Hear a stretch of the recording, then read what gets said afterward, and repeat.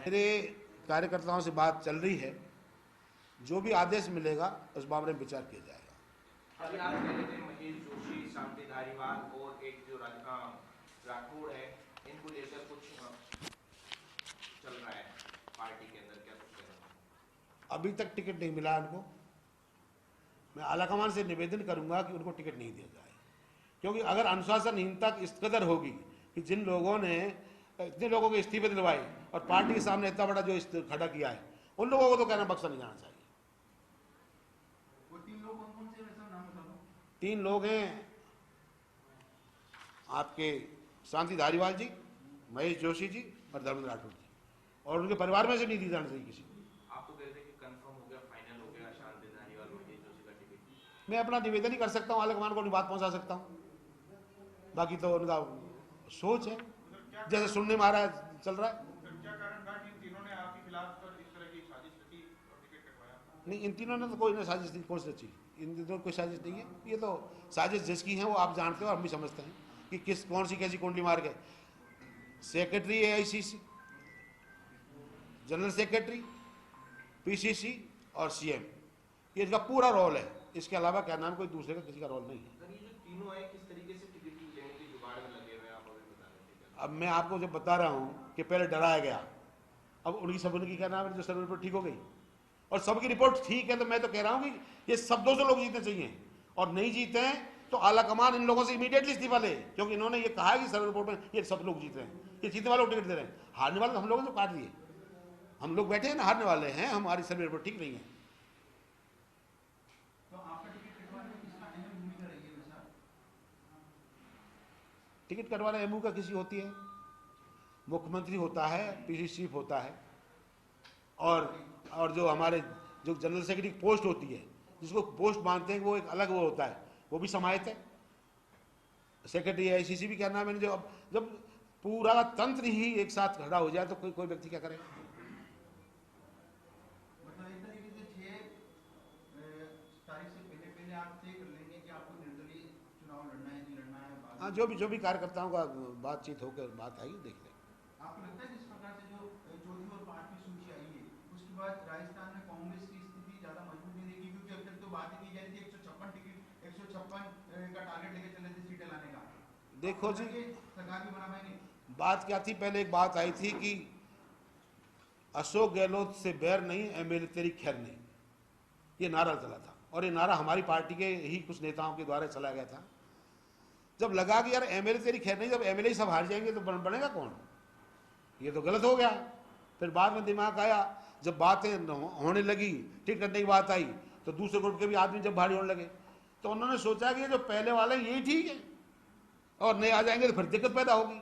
तो बोले जो 102 लोग थे, वो जिन्होंने सरकार बचाई, वो तो अपने पक्के हैं, हाँ उसमें 2-4 लोग हैं, उनको निकाल दिया, गोडा को निकाल दिया, मलिंगा जी को निकाल रहे, खिलाड़ी को निकाल रहे, क्योंकि ये सच बात बोलते थे, उनको बुरी लगती थी। यहाँ तो गूंगे बहरे लोग चाहिए जो आग बंद करके और हाथ पीछे खड़े करके ये खड़ा है। जब मुद्दा आया जालोर का, इतरेवाल का और वहाँ का, तब मैंने कहा था, मैं एक जगह आप 50 लाख दे रहे हैं और एक जगह 5 लाख, ऐसी कौन सी रेट निकाल दी भाई शेड्यूल कास्ट के लोगों की?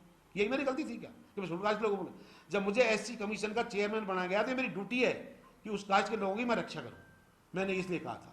और कहने के बाद में क्या हुआ, जब ज़्यादा प्रेशर बढ़ा तो PC से जाकर 20 लाख रुपये दे रही, किस बात के दे रही भाई? PC का क्या रोल है?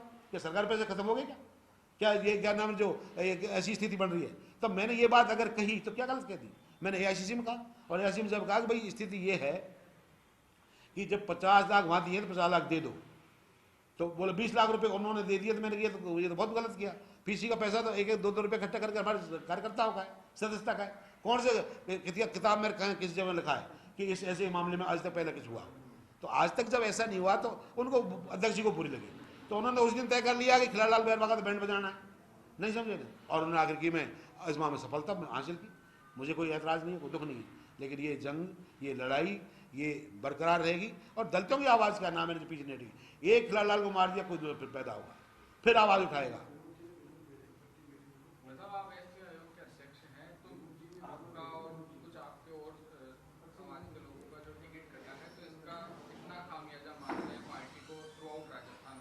वो तो आप देख लीजिए कि लोगों ने यहाँ तक कह दिया, ट्विटर चेक करिए मुख्यमंत्री दलित विरोधी है।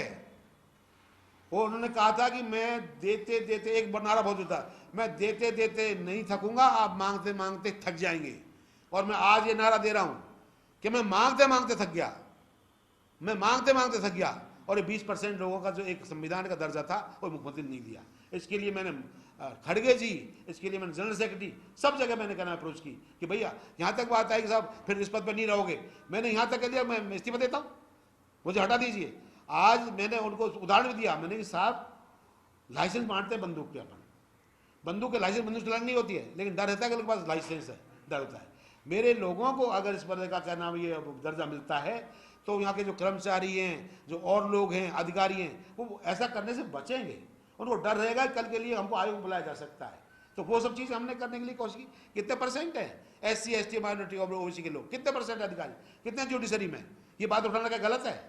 हाँ, आज क्या नाम 4 क्या नाम है एक विशेष जाति के लोगों ने पूरी सरकार को चला दी, पूरी साल। और आप अंदाजा करो अगर उसमें कोई कमी हो तो आपको SP कलेक्टर की जो लिस्ट बना हुआ ना पूरी साल की, तो पता चल जाएगा कि क्या हो रहा है। वोट दे कोई और, राज करे कोई और, ये नहीं चलेगा। इसलिए राहुल गांधी जी ने जो कहा है उस बात को मैं पुरजोर तरह से समर्थन करता हूँ कि सेंसस होनी चाहिए और जातिगत सेंसस से ये सब चीज़ें आगे बढ़नी चाहिए, ताकि जिसको जितना हिस्सेदारी उतनी उसकी भागीदारी होनी चाहिए। सर, पद से इस्तीफा दिया है, पार्टी से इस्तीफा तो नहीं दिया? नहीं, पार्टी से इस्तीफा नहीं देंगे। पार्टी से तो हम पार्टी बने, पार्टी के तो सदस्य रहेंगे, वो निकाल देंगे तो अलग बात है।